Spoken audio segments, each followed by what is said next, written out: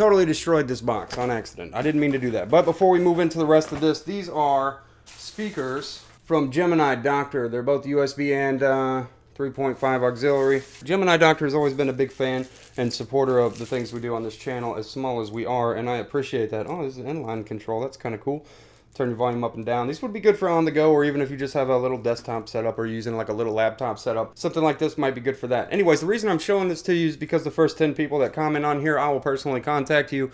Just shoot me an email after that, and I'll address you to getting your own pair from GEMINI Doctor. I'll refer you to them and tell you what to do if you just want some free speakers. There's 10 available, so if you want some speakers, just go ahead and post down below, and I'll try and pick the first 10 as best I can. Hopefully I'm not terrible at math, and let you guys know, and we'll get you directed to GEMINI Doctor for the rest of what you need to do. Let's run into looking at a few of the extra parts we just got today. What's up, guys? Matt with 8-6, and we've got some extra parts in for the Son of Chroma build, in which I'll show you here right now. We're going to talk about them just real briefly and then kind of go into it. One of them was kind of a surprise I wasn't really expecting, but let's go ahead and check it out.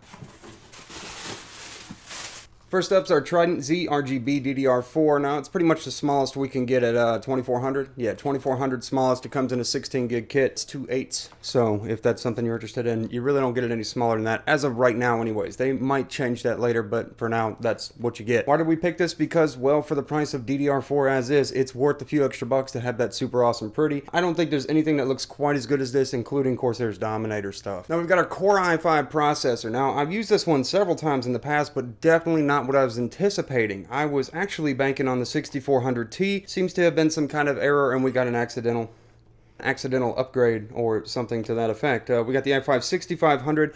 Again, I was looking to get the i5 6400, which would have been perfect for what we were doing, because it's about 150 bucks right now, the 6400T. And is there a real discernible difference between that and the 7400T? About 40 bucks for not that much. 0.2 gigahertz faster out of the box, 2 extra lanes for memory. So nothing super amazing there.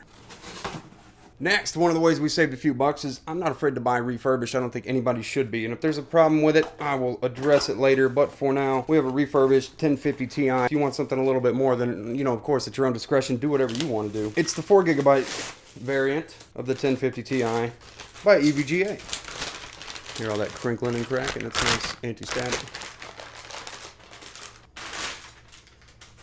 And there you have it. There's our 1050 Ti that we're going to be doing some pretty cool stuff with. Hopefully, we'll be able to run some benchmarks, these temperatures, things like that when we're done with it, especially because I know some of you are interested in it. Now, one of the things is, again, I wasn't planning on a slightly hotter processor with the i5 6500, but what we're going to be putting in there to cool it's going to be pretty awesome and keep the temperatures pretty low. So I'm excited about that. Anyways, let me set this down before I break it. That's really all I got to look at right now. The 1050 Ti should do pretty well for esports gaming. This is part 3 of the Son of Chroma as parts are coming into me. I've got some AIGO fans, or IGO fans, however you want to say it, AIGO, coming in from China off AliExpress. So that's going to be a minute till that gets here, but we're also holding out for the H7 Quad Lumi by CryoRig because it's RGB beautiful.